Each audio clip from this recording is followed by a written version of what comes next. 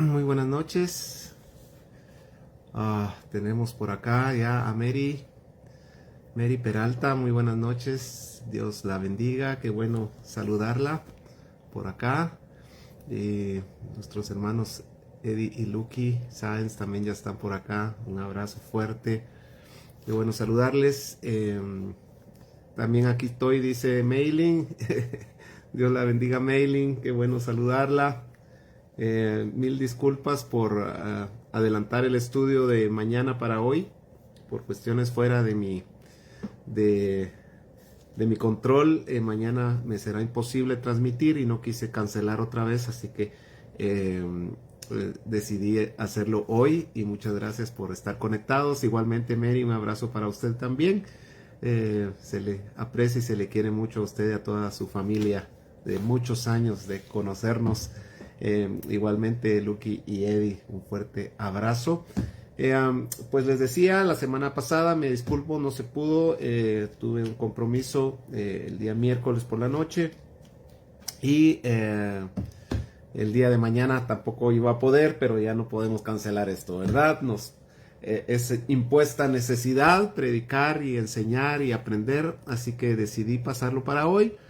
Y gracias a ustedes por conectarse. Algunos pues no van a poder, lastimosamente, pero el estudio queda aquí colgado en el muro y en cualquier momento pueden venir a verlo y lo pueden compartir también. Amén. Así que saludamos a quienes están conectando. Ileana, muy buenas noches. Dios te bendiga. Qué bueno saludarte.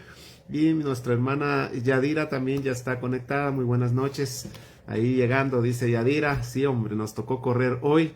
Y mañana nos toca otro día de locos, pero gracias a Dios hay trabajo, ¿verdad? Gracias a Dios tenemos salud.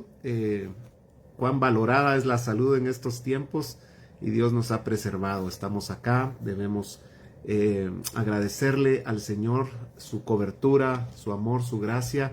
Y aun cuando algunos han caído enfermos, el Señor pues les ha levantado. Algunos otros, lastimosamente para nosotros, han partido, pero sin duda ellos están disfrutando ya de su herencia, de un ambiente de gloria y de santidad, así que creo que hasta envidia nos debería dar. Envidia santa, pues. Así que vamos a comenzar en esta noche. Rosalba Solís, muy buenas noches, bienvenida.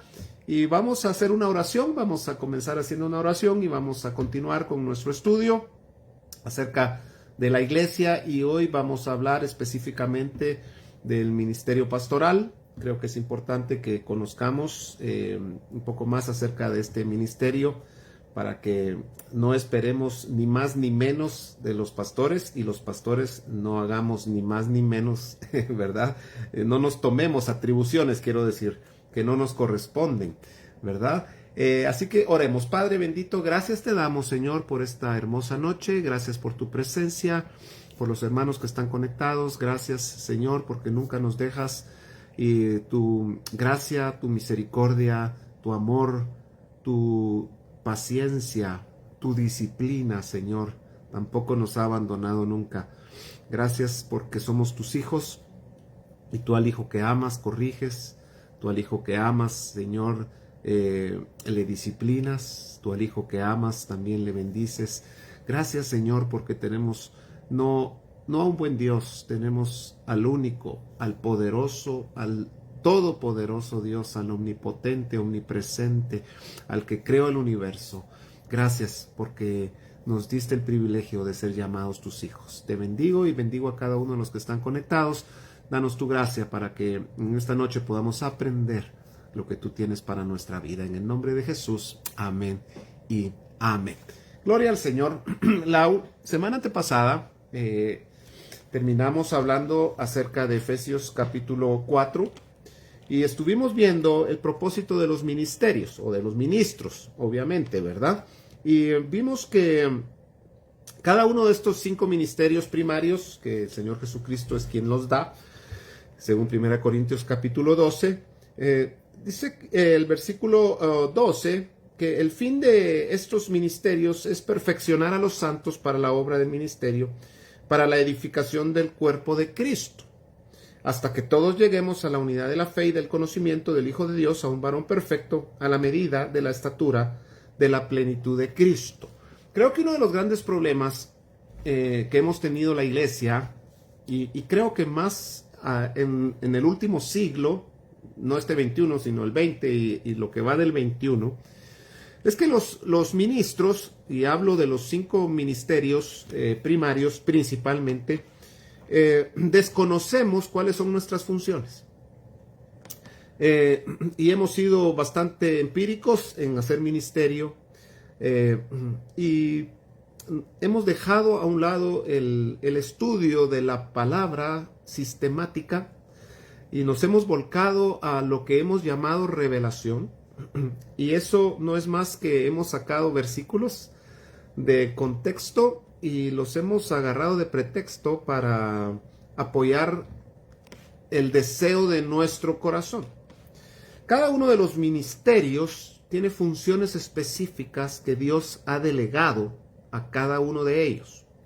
Y específicamente al ministerio pastoral, que creo particularmente, y bueno, no solo yo, sino que creemos algunos particularmente, que el último de los ministerios, los últimos 2 ministerios que menciona Efesios capítulo 4 y versículo 11, están muy ligados.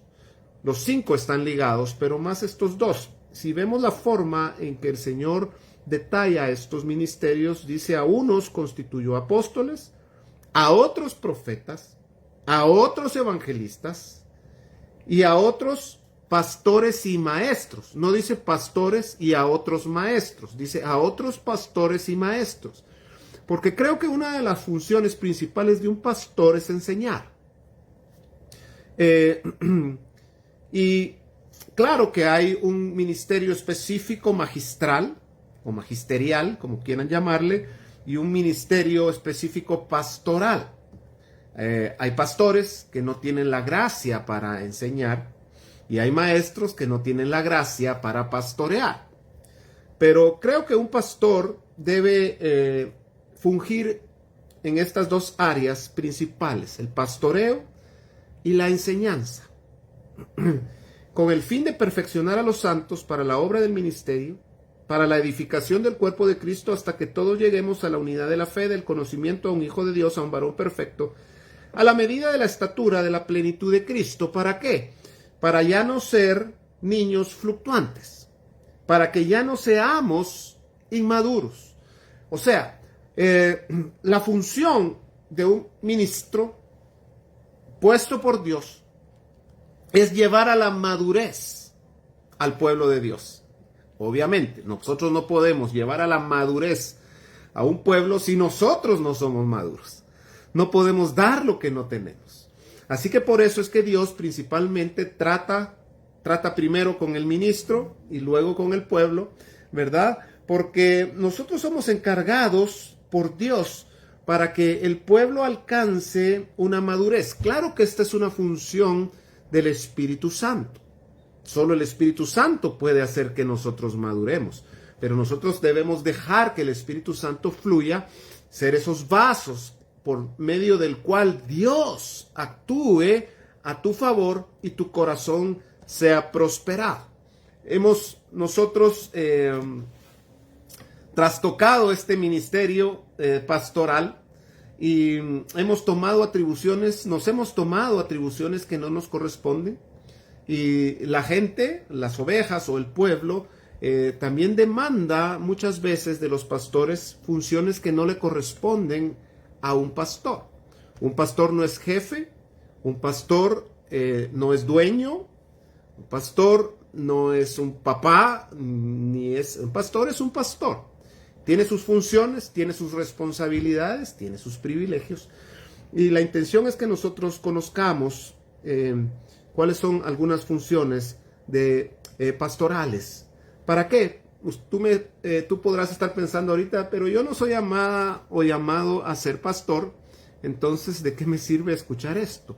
Porque cuando tú conoces la función de un pastor, te vas a ubicar como pueblo.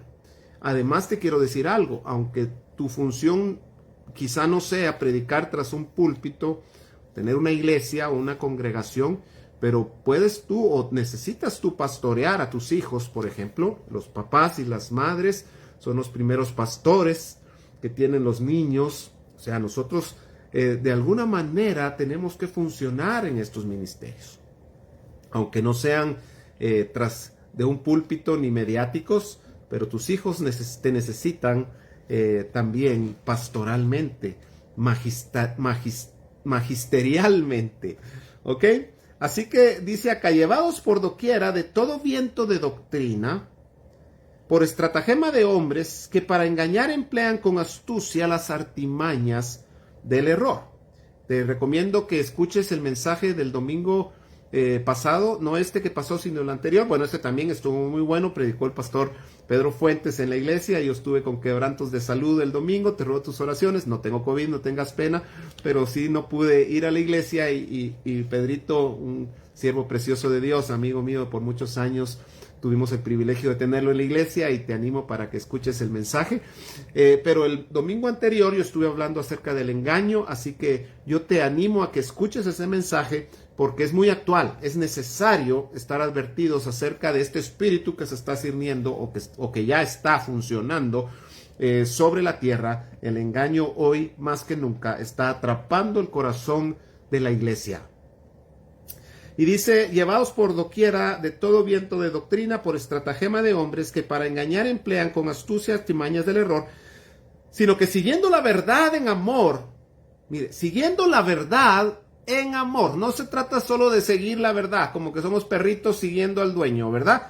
Sino que seguir la verdad en amor. Entonces vamos a crecer.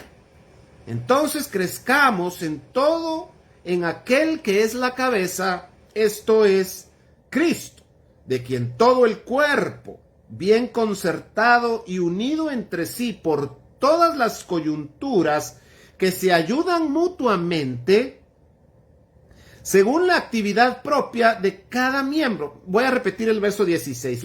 Léalo conmigo y pongámosle atención a este verso, porque de aquí voy a arrancar el mensaje. Dice: de quien todo el cuerpo. ¿Quiénes somos el cuerpo? Tú y yo somos cuerpo de Cristo. Yo soy un pastor llamado por el Señor, pero no dejo de ser cuerpo. Y el cuerpo, cada miembro del cuerpo tiene una función específica. Los dedos de la mano, cada dedo tiene una función. Aunque es una mano, pero está compuesta por 5 dedos y adentro hay un montón de músculos, de tendones, etcétera, etcétera. Y cada miembro del cuerpo tiene una función específica. Aunque pareciera que el dedo pequeño no es necesario en la mano, pero tiene una función. El dedo gordo tiene una función. Cada uno de los miembros del cuerpo tiene una función. Y aunque no se ha descubierto aún la función del apéndice, más que para darles el dinero a los médicos, ¿verdad? Porque dice que el apéndice no sirve para nada, pero yo creo que si Dios la puso, una función ha de tener. Que no la hayamos descubierto son otros 20 pesos. Pero Dios no nos puso cosas de más, ¿verdad? A Dios no le sobraron apéndices allá en la bodega de órganos y dijo: bueno, pongámosle el apéndice para salir de esto, ¿verdad? Así que una función tiene el apéndice. Todo nuestro cuerpo está formado perfectamente por Dios. Y Él hace una analogía y dice: ustedes son como un cuerpo y cada miembro del cuerpo tiene una función. Que yo sea pastor, o sea profeta, o sea evangelista, o sea apóstol, no me pone por encima de los demás. No me exime de ser cuerpo. ¿Me estoy explicando? Somos un cuerpo. Y tú y yo somos iguales, mi amado, en el sentido de que valemos lo mismo delante de Dios. No por mi posición valgo más para Dios que tú. Pero dice acá: de quien todo el cuerpo, bien concertado y unido entre sí, por todas las coyunturas que se ayudan mutuamente. Mira qué impresionante esto, o qué importante esto. Dice: de quien todo el cuerpo, y es de la iglesia. Estamos hablando de la iglesia, mis amados, y estoy hablando de la iglesia acá porque somos el cuerpo de Cristo, somos la iglesia del Señor. La iglesia no son los edificios, somos nosotros, y la iglesia es un cuerpo, y dice acá que el cuerpo debe estar bien concertado y unido entre sí por todas las coyunturas que se ayudan mutuamente. Mire, si tan solo nosotros viviéramos Efesios 4:16. Creo que es más importante vivir Efesios 4:16 que Mateo 6:33, ¿verdad? Ese nos encanta, buscar primeramente el reino de Dios y su justicia y todas las demás cosas se serán por añadidos, ¿verdad? Y entonces buscamos a Dios para que todo nos venga de gratis. Pero si viviéramos Efesios capítulo 4 y versículo 16 y entendiéramos, mis amados, que somos un cuerpo, que yo no soy un cuerpecito y la iglesia X es otro cuerpecito y aquella iglesia que es grandota entonces es un cuerpezón, ¿verdad? No, todos somos parte de un cuerpo y debemos aprender a vivir en unidad, bien concertados entre las coyunturas, que cada quien, dice, se ayude mutuamente. Tú eres parte del cuerpo de Cristo y una de tus responsabilidades delante de Dios más grande es ayudar a otra parte del cuerpo. Es estar a la disposición del cuerpo de Cristo. Te voy a poner este ejemplo. Si tú vas caminando por la calle y de repente alguien agarra una piedra y te lanza una piedra y la piedra viene directo a tu cara, ¿qué hace tu cuerpo instintivamente? Porque no lo piensas, porque no lo meditas, porque no tienes que orar para que Dios te confirme qué hacer en ese momento. ¿Qué es lo que hace tu cuerpo instintiva e instantáneamente cuando alguien te agrede tirándote o lanzándote una piedra y tú ves que esa piedra viene directo a tu ojo o a tu cara? ¿Qué es lo que hace tu cuerpo? ¿Sabes qué es lo que hace tu cuerpo? Te defiende. Y entonces tus manos concertadas y unidas a tu cuerpo se ayudan, te ayudan, y ellas prefieren que la piedra las golpee a ellas con tal de resguardar tu rostro. Mire qué impresionante esto, mi amado. Porque las manos no están celosas o decir, bueno, pues si le dispararon a la cara, pues que la cara reciba, ¿verdad? No, ellas instintivamente cubren las áreas más blandas. Mis amados hermanos, nosotros debemos entender que somos parte de un cuerpo y debemos trabajar unidos entre sí por todas las coyunturas que se ayudan mutuamente, escucha bien, según la actividad propia de cada miembro. En otras palabras, no le podemos pedir a la mano que bombee sangre, porque esa es función del corazón. No le podemos pedir al corazón que agarre un tenedor para llevar comida a la boca, porque su función es bombear sangre. Cada miembro del cuerpo, sea interno o sea externo, tiene una función específica. No le podemos pedir a un ojo que oiga, no le podemos pedir a un oído que vea, no le podemos pedir a una parte del cuerpo que haga algo para lo cual no fue configurado. Tú tienes una configuración que Dios te dio. Tienes una función específica dentro del cuerpo de Cristo. El problema es que si yo te pregunto a ti hoy, ¿cuál es tu función dentro del cuerpo de Cristo? Seguramente no me vas a saber contestar. Y por eso es que parecemos miembros mutilados inservibles.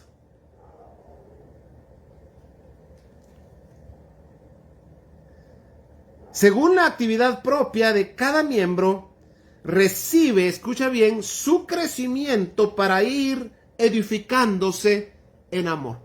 Mira, una de las claves que yo veo acá para poder crecer, para poder madurar, es entender que somos parte de un cuerpo y que debo estar a la disposición de ese cuerpo para funcionar, para que el cuerpo funcione, para edificar al cuerpo.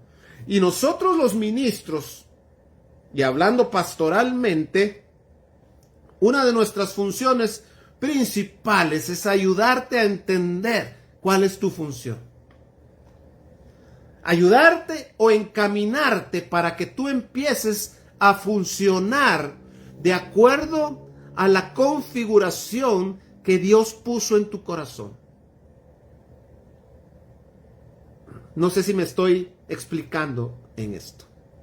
Y para eso, mis amados, necesitamos los ministros, la capacidad de Dios para poder enseñarte. Una de ellas, la principal, su palabra. Su palabra. Si un ministro no estudia la palabra, si un pastor es neófito en la Biblia, ¿cómo pretende guiar a una congregación hacia el funcionamiento perfecto del cuerpo? Por eso es que una de las características de los pastores o de los ministros o de los que desean obispado, dice Pablo, es que no sean neófitos. La palabra neófito es un principiante, es alguien que no está capacitado para hacer. Ahora, mire, quiero decirle algo, de alguna manera todos somos neófitos delante de Dios, ¿verdad? Porque si vamos a esperar a ser doctores en divinidad para poder pastorear, creo que estaríamos en graves problemas. Pero sí, de alguna manera tenemos que tener experiencias con Dios, tenemos que tener cierta capacidad de haber estudiado la Biblia, de conocer la palabra, de dominar algunos temas importantes en la Biblia, mis amados, porque miren, nos circunscribimos a temitas o a temas que nos gustan y creemos que con eso vamos a salir. Pero yo me he tenido que enfrentar a problemas terribles en la gente que viene y me pregunta acerca del divorcio y del nuevo casamiento, acerca de la nueva ideología o no, de la ideología no nueva, porque esta es antigua ya, ¿verdad? De la ideología que está hoy cayéndonos encima, del LGTBI y de todo esto. Uno tiene que estar empapado en todo eso. Me vienen y me preguntan acerca de los tiempos apocalípticos, de los sellos, de las dragones, de las bestias, de todo esto que está profetizado. Y mire, uno debe conocer esos temas. Ese no es mi tema, yo ahí no me meto, dicen algunos pastores, ¿verdad? No, tenemos que conocer. Tenemos que conocer. Mire, yo quiero que me acompañe al primer libro de Reyes. No sé si me estoy dando a entender hasta acá. ¿Estamos claros? Póngame ahí, por favor. Los veo muy calladitos hoy. Pero acompáñenme al primer libro de Reyes. Y aquí vamos a encontrar un dato muy interesante. Porque hablando de la función pastoral, o de la función ministerial, más bien dicho, que es perfeccionar al cuerpo de Cristo. Primero Reyes capítulo 6, por favor. Encontré acá un dato. Bueno, no lo encontré, ¿verdad? Sino que ahí está y se lee. Pero hay un dato acá muy interesante que quisiera compartir con ustedes hoy para que entendamos el porqué de algunos tratos de Dios y de algunas formas de Dios para tratar nuestra vida, y algunas de ellas pues utiliza a los ministros para ello. Dice el primer libro de Reyes, capítulo 6, acá Salomón está edificando el templo. Ahora mire qué dato más interesante, el que dice el versículo 7. Acompáñeme usted, por favor, y espero que tenga su Biblia ahí y que usted me esté acompañando y que esté poniendo la atención debida a la palabra de Dios, ¿verdad? Primer libro de Reyes, capítulo 6, versículo 7. Dice así: Y cuando se edificó la casa, la fabricaron de piedra. Mire qué interesante. La casa, el templo, se edificó de piedras. La Biblia dice en Corintios que nosotros somos piedras vivas. Sigamos. Ahora, ¿de dónde traían estas piedras? Dice, la fabricaron de piedras que traían, dice, ya acabadas, de tal manera que cuando la edificaban, cuando edificaran el templo, ni martillos ni hachas se oyeron en la casa, ni ningún otro instrumento de hierro. Mire qué interesante lo que dice acá. Está diciendo, Salomón estaba edificando el templo. El material para edificar la casa de Dios es la piedra. Y yo estuve predicando hace 3-4 domingos un mensaje acerca de la Torre de Babel. Y me llama mucho la atención que estos hombres, guiados por o liderados por Nimrod, decidieron hacer una ciudad y levantar una torre para ir al cielo y para hacerse un nombre. Esa era la motivación, llegar al cielo y hacerse un nombre. Y el Señor me hablaba en esa ocasión acerca del paralelismo tan preocupante que hay entre la Torre de Babel y la condición de la iglesia hoy. ¿Por qué? Porque ¿no es cierto que nosotros hacemos iglesia para irnos al cielo? ¿No es cierto que nosotros lo que queremos, nuestra motivación es irnos al cielo? Ahora, dice allá en Génesis, creo que es capítulo 7, que viene este Nimrod y dice, hagámonos una ciudad y construyamos una torre para llegar al cielo y hacernos un nombre. Pero no la hicieron de piedra. No les interesó la manera de Dios. Les interesaba hacerlo a su manera y dice que la hicieron con ladrillos. Y que el material que usaron para unir los ladrillos tampoco era el material que Dios había mandado. Ellos estaban haciéndolo a su manera, a su forma.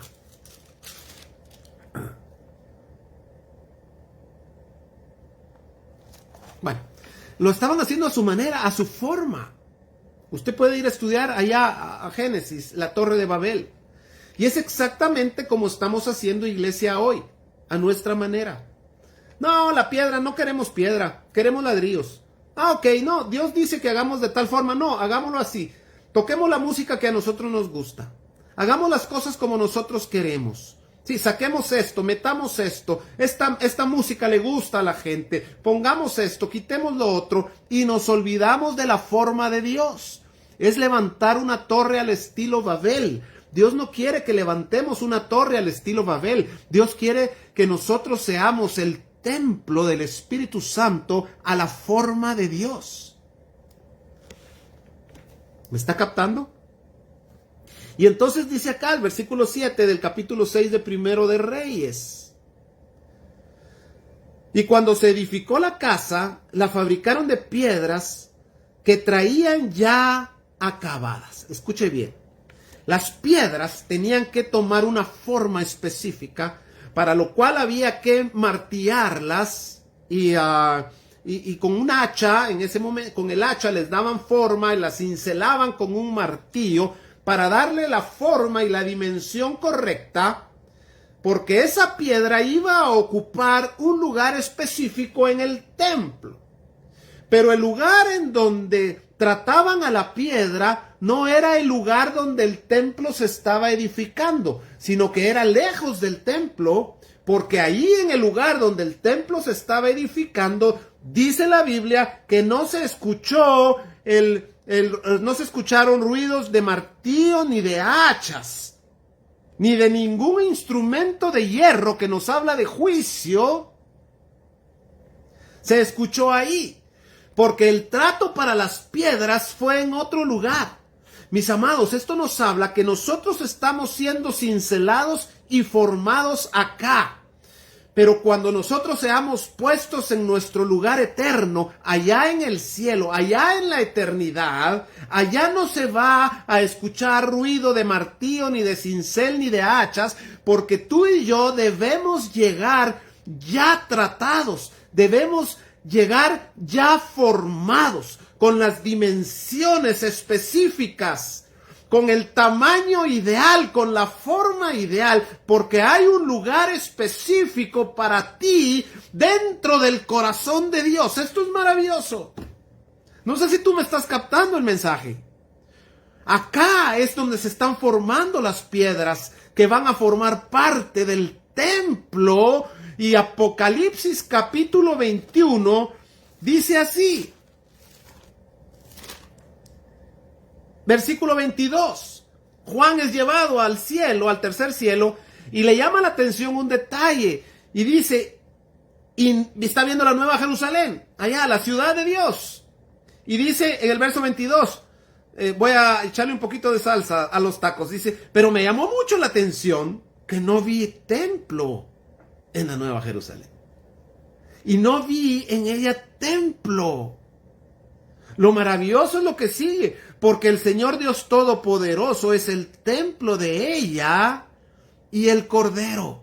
Mire qué hermoso esto. Dios acababa de dar una promesa a la iglesia, si no estoy mal, de Filadelfia, y le dice, al que venciere yo le haré columna en el templo de mi Dios y nunca más saldrá de ahí. Y un tiempito después, no sabemos cuánto tiempo, pero no sé, poco tiempo, Juan es llevado al tercer cielo.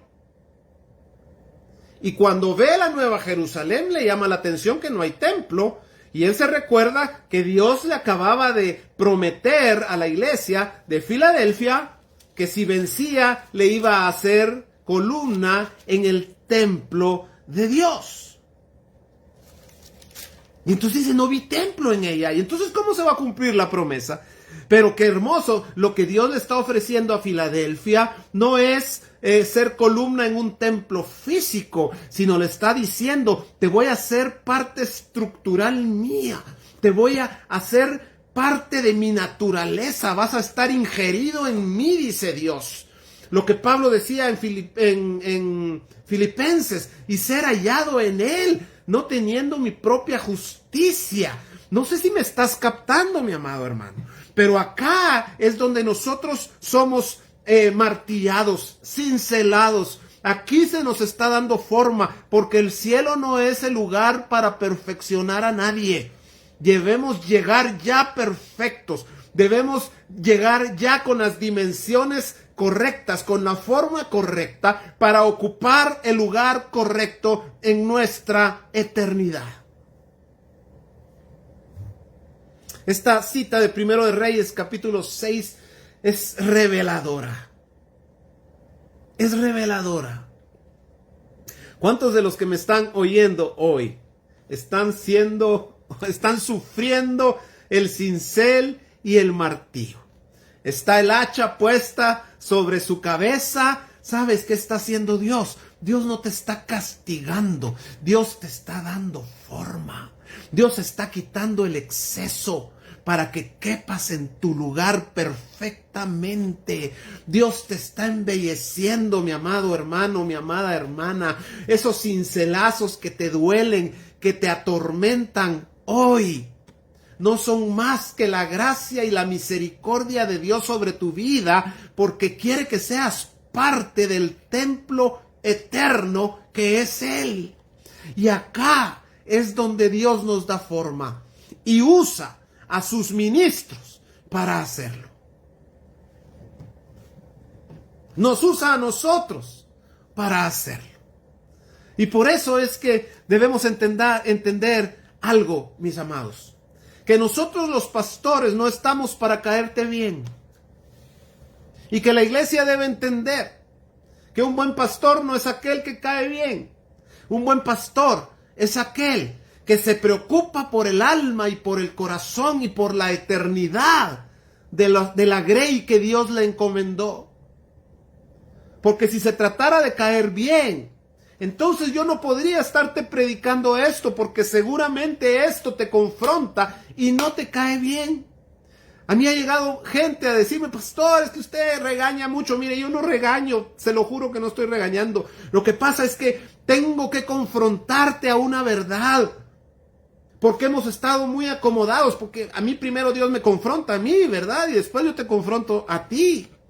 Pero yo no estoy para caerte bien. Cuando tú entiendas que tu pastor no es, no es la persona que está ahí para acariciarte y tratarte bien todo el tiempo.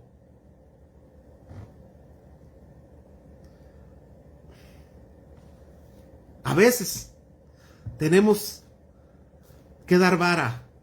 A veces tenemos que decir cosas que no te van a gustar. A veces tenemos que confrontarte a tu realidad que no necesariamente es la correcta. Y muchos la actitud que toman es irse de esa congregación. Ah, no, es que el pastor me trató mal.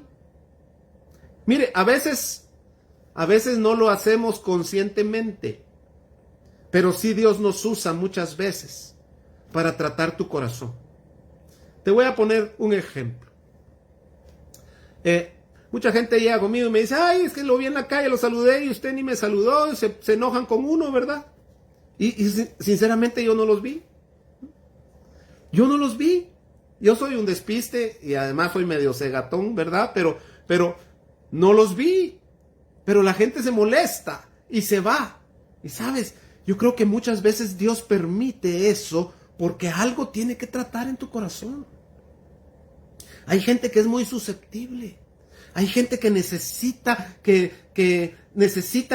esté el pastor encima llamándoles. Hay gente que se molesta porque yo no los llamo. Y a mí me dan ganas de decirle, pero si tú nunca me llamas a mí, entonces también yo debería estar molesto contigo. Porque esto no se trata de que como el pastor es pastor, él me tiene que llamar y yo no puedo llamar al pastor, ¿verdad? Hay gente que se molesta porque uno no les da la atención necesaria. Pero mira, a veces Dios te provee la persona que va a ser el instrumento de Él para tratar tu corazón. Yo tengo una personalidad, tengo una forma de ser. Tengo mis fortalezas y tengo mis debilidades. Y todo eso Dios lo usa para tratarte a ti. Yo no soy un pastor que esté llamando todo el día. No soy así. ¿Verdad? O sea, yo espero porque yo soy así. O sea, yo no espero que me llamen. Si yo tengo una necesidad y necesito de alguien, yo voy a llamar. Yo voy a decir, Edwin, mira, ¿me puedes hacer un favor? Yo no espero que Edwin me llame para preguntarme qué necesito. Si yo necesito algo, yo lo voy a llamar. De él yo lo voy a llamar. Y entonces yo espero que la gente me cuente. Pero hay gente que se enoja y me dice, es que estuve enferma y usted nunca me llamó. ¿Y cómo voy a saber que estuviste enferma si nunca me lo contaste? Si adivino, todavía no recibo el WhatsApp del cielo a ese nivel, ¿verdad? Así que Dios usa la personalidad, Dios usa las características del temperamento y del carácter bueno o malo del ministro para tratar el corazón.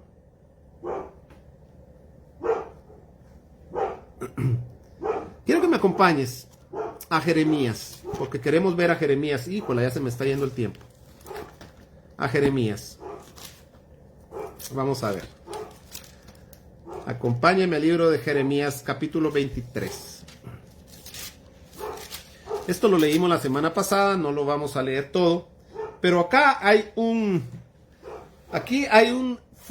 fuerte llamada de atención de Dios hacia los pastores. Y fíjate que la llamada de atención es porque ellos estaban descuidando su función. Y entonces dice acá, hay de los pastores que destruyen y dispersan las ovejas de mi rebaño, dice Jehová. Por tanto, así ha dicho Jehová, Dios de Israel, a los pastores que apacientan mi pueblo, vosotros dispersasteis mis ovejas y las espantasteis, y no las habéis cuidado. He aquí que yo castigo la maldad de vuestras obras, dice Jehová, y yo mismo recogeré el remanente de mis ovejas de todas las tierras a donde las eché, y las haré volver a sus moradas, y crecerán y se multiplicarán. Pero mire verso 4 dice, y pondré sobre ellas pastores que las apacienten, y no temerán más, ni se amedrentarán, ni serán menospreciadas, dice Jehová. He aquí vienen días, dice Jehová, en que levantaré a David renuevo justo y reinará como rey, el cual será dichoso y hará juicio y justicia en la tierra. Y tú puedes seguir leyendo. Ahora, ¿qué significa apacentar a la grey? ¿Qué significa pastorear a la grey? Aquí es donde nosotros nos desenfocamos, tanto los pastores como el pueblo. Nos desenfocamos porque pensamos que el pastor debe ser papá, mamá, abuelito, jefe, carpintero, plomero, apagafuegos, bombero, ¿verdad? Y el pastor debe ser el que te apaga todos los fuegos en tu vida, el que soluciona todos tus problemas, el que está ahí siempre para que ores por los niños, para que si te hace falta algo, ver cómo se suple esa necesidad, etcétera, etcétera, etcétera. Hay un balance, porque debemos estar pendientes de las necesidades, etcétera, etcétera, pero nosotros tenemos una función. No somos bomberos, nosotros no somos jefes, nosotros no somos tus dueños, jamás vamos a decidir, o no debiéramos decidir por ti. Mire, yo vengo de un contexto religioso en donde prácticamente el pastor decidía con quién te casabas. O sea, tenía que pasar por el tamiz de él.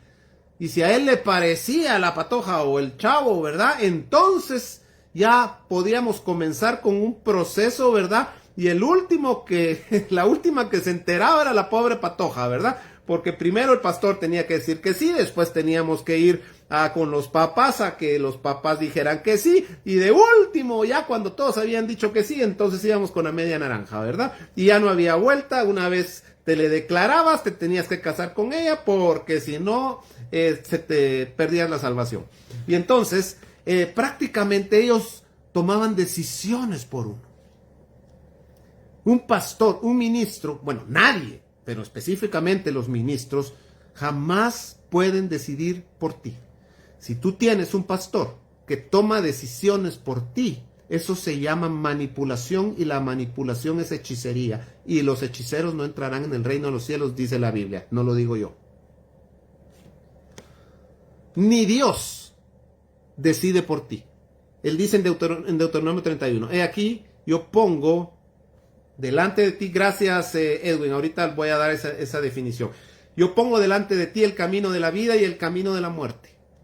Escoge pues tú, dice el Señor. No dice yo voy a escoger. Dice yo pongo los dos caminos, proveo los dos caminos. Ahí están los dos caminos.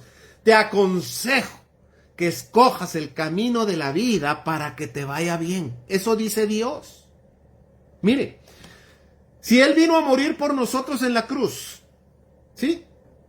Y jamás Dios va a manipular a nadie para que lo reciba, a costa de que la gente se vaya al infierno. Él respeta la decisión de cada persona. Nosotros no somos quien para decidir por ti, mi amado hermano. No esperes que el pastor decida. A mí me vienen a preguntar, pastor, ¿me pongo la vacuna o no me pongo la vacuna? Yo no te puedo decir que te la pongas o no te la pongas. Yo te puedo dar un consejo, pero quien decide eres tú. Quien debe tener una palabra de Dios en su corazón eres tú. Edwin nos aporta acá una definición de apacentar, que se las quiero leer. Dice, apacentar es llevarlo a pastar, proporcionar alimento. Ahora, el alimento al cual nosotros estamos llamados a proveer es el alimento espiritual. Claro que podemos y debemos ayudar en las necesidades naturales. Claro que lo debemos hacer. Pero nuestra función principal es proveer el alimento espiritual, porque ese es el que te va a ayudar para llegar allá. Podemos y debemos tener programas sociales y debemos apartar para ayudar a las viudas, a los huérfanos, etcétera, etcétera. Pero nuestro principal propósito es alimentar tu alma, porque Efesios capítulo 4 versículo 11 dice, hasta que todos lleguemos a la unidad de la fe, del conocimiento de un varón perfecto, a la medida de la estatura de la plenitud de Cristo. Amén. Mira, comida natural. Dios puede usar cuervos, al mismo diablo puede usar Dios para que te lleve un pan.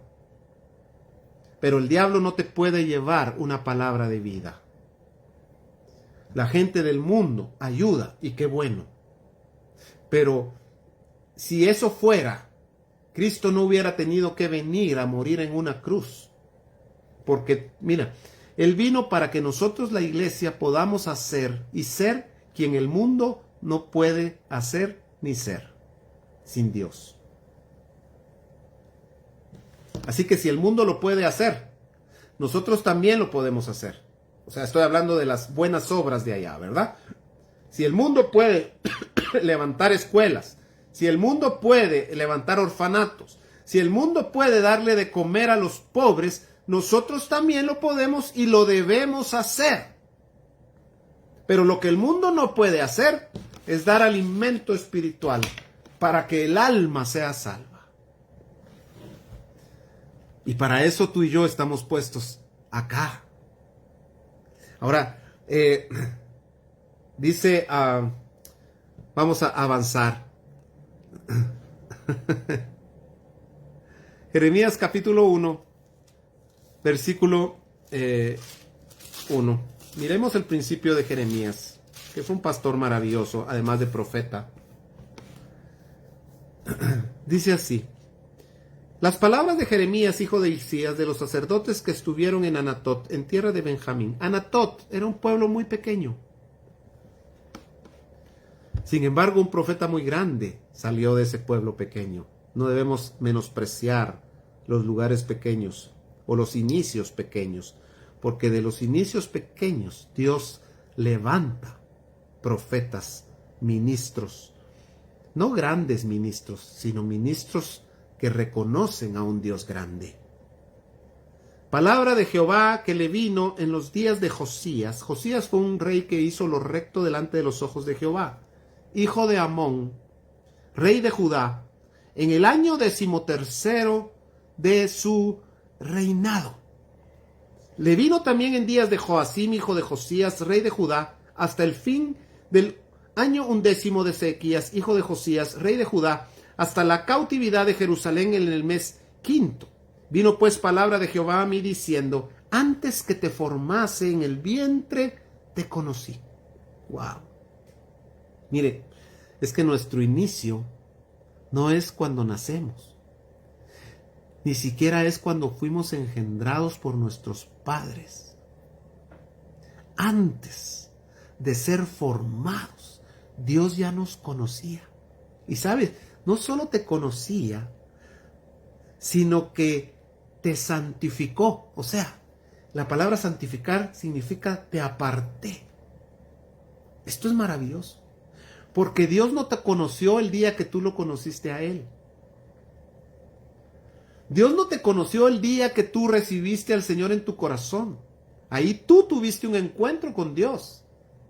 Pero Dios te conoce, dice Efesios capítulo 1, que fuimos escogidos en Él antes de la fundación del mundo.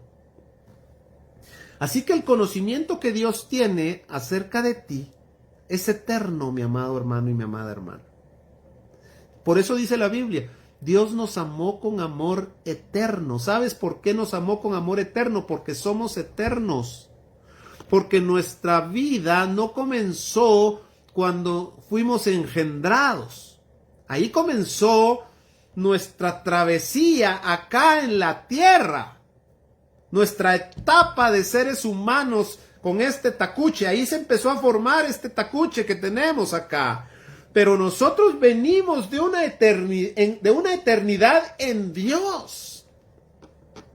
Y Dios le dice a Jeremías: antes que yo te formase en el vientre, yo te conocía. Mire, no dice yo sabía quién eras, había oído hablar de ti. No dice, yo te conocía perfectamente. Dios te conoce desde antes de la fundación del mundo. Dice, y antes que nacieses, te aparté. ¿Sabes por qué tú estás en los caminos del Señor? Porque Dios te apartó. Porque Dios te conoce desde antes de la fundación del mundo.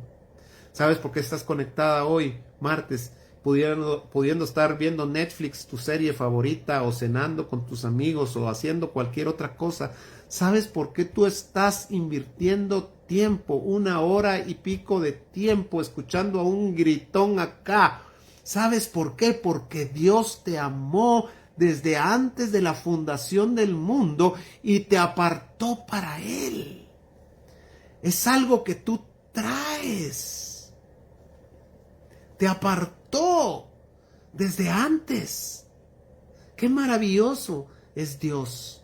Su amor es eterno. Por eso es que cuando nosotros nos peleamos con Dios porque no nos da lo que queremos y le decimos, es que no me amas, Señor, porque no me cambiaste el carro. No me amas, Señor, porque no me cambiaste la casa. No me amas, Señor, porque no me cambias al marido, ¿verdad? No me amas, Señor, porque no me das lo que estoy pidiendo. Mire qué falta de entendimiento y de sabiduría el llegar a decirle a Dios no me amas cuando Dios te amó desde antes que fueses creada. Dios te apartó, como bien dice Marinita, te apartó para Él, te santificó. Esa es la palabra, santificar, apartar. Y no solamente significa apartar para Dios, sino también significa dedicar a Dios. La palabra santo significa apartarse de, pero dedicarse a. Y entonces, pero mire que sigue diciendo acá. Y antes que nacieses te santifiqué y te puse un propósito. Te di una función. Te di por profeta a las naciones. Ahora, escúcheme bien. Jeremías solamente predicó allá en el exilio. Él no agarró un avión ni visitó 50 naciones. Pero Dios lo puso por profeta a las naciones. Ponme mucha atención. Porque tu propósito, mi amado hermano, va más allá de tu entendimiento. Va más allá de nuestro tiempo. Nuestro propósito va más allá del tiempo que vamos a pasar acá en la tierra. Nuestro ministerio no se termina cuando muramos. El ministerio de Jeremías sigue vigente. Jeremías sigue predicando. Y hoy Jeremías predica a las naciones. Hoy Jeremías predica a todas las naciones de la tierra. No sé si me estás entendiendo lo que te estoy diciendo. Durante sus 40 años de ministerio, Jeremías predicó en un lugar específico y no salió de ahí. Pablo sí salió, Pablo predicó en muchos lados. Jeremías no, Jeremías predicó en un lugar. Salió de Anatot y se fue a predicar y le predicó a 3 reyes durante su reinado. Predicó juicio que venía si el pueblo no se arrepentía. Lo oían los reyes y lo oyeron unos cuantos y ninguno en 40 años se arrepintió. Así que Jeremías terminó su carrera acá en la tierra sin ver el fruto de su ministerio. Escúchame bien, Jeremías terminó, y hablo a los ministros ordenados que están viendo y que van a escuchar este mensaje. Jeremías murió sin ver el éxito de su ministerio.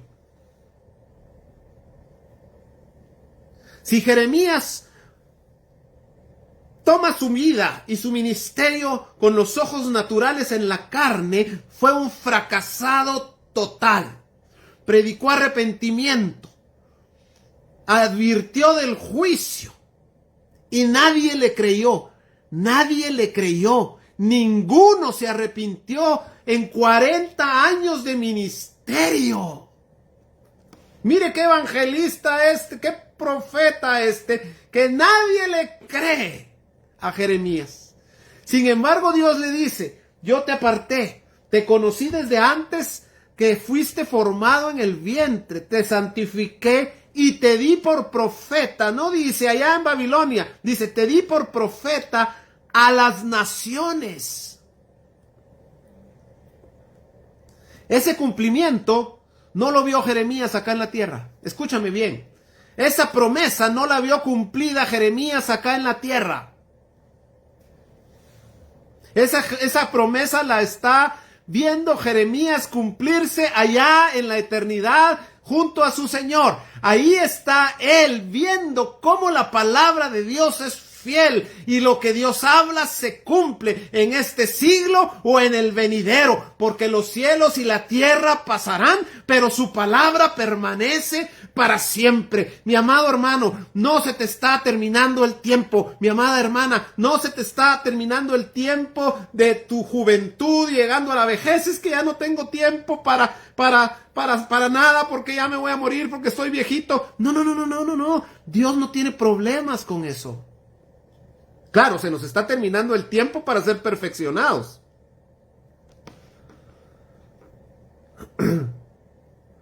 Pero esta palabra de Jeremías, capítulo 1, versículo 5, dice: y antes que nacieses te santifiqué y te di por profeta a las naciones. Hoy se está cumpliendo. Dime si Jeremías no te predica todo el tiempo. Dime si Jeremías no es conocido en todas las naciones de la tierra. Todo hombre, toda mujer que haya leído la Biblia, que se diga cristiano, ha oído una prédica acerca del profeta, de lo que el profeta Jeremías escribió. Sigue predicando.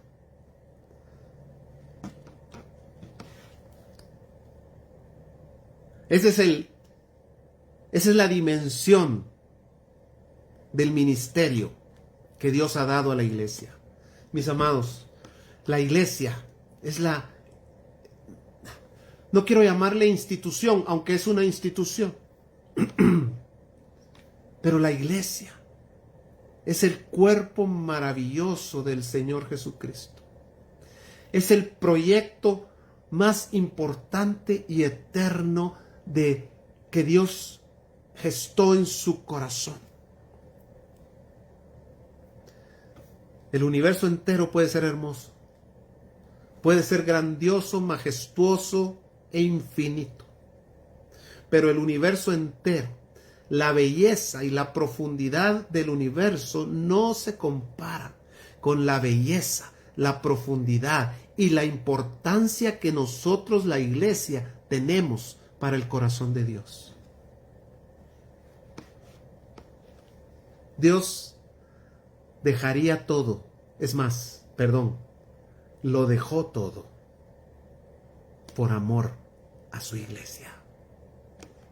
Dejó su gloria. Se despojó de sí mismo voluntariamente. Dejó sus poderes, su omnipresencia, su omnisapiencia. Dejó el ser todopoderoso. Dejó su trono, dejó su gloria, dejó su majestad para nacer en un pesebre, en el cuerpo de un niño que se hacía popó y pipí, que necesitaba tomar su lechita del pecho de su madre, que necesitó aprender a hablar, a caminar, a obedecer, para llegar a los 30 años a ser bautizado por su primo Juan el Bautista allá en el Jordán, donde se le abrieron los cielos y el Espíritu Santo desciende y la voz del Padre se escucha y dice: este es mi Hijo amado, en el cual tengo complacencia, porque en ese Hijo Dios vio reflejada a su iglesia. En ese acto de obediencia, en cada paso desde que Jesús nace hasta que muere en la cruz, Dios ve reflejado en él la gloria de la iglesia. Y dentro de la iglesia estabas tú y estaba yo.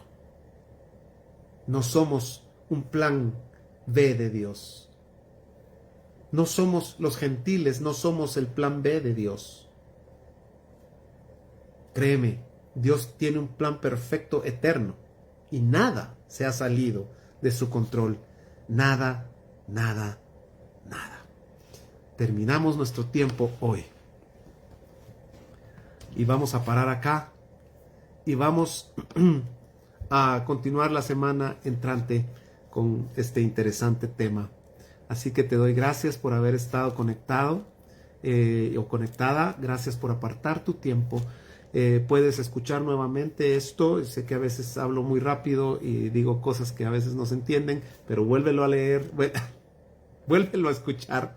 Y si tienes alguna duda o alguna pregunta, por favor no dudes en escribirme.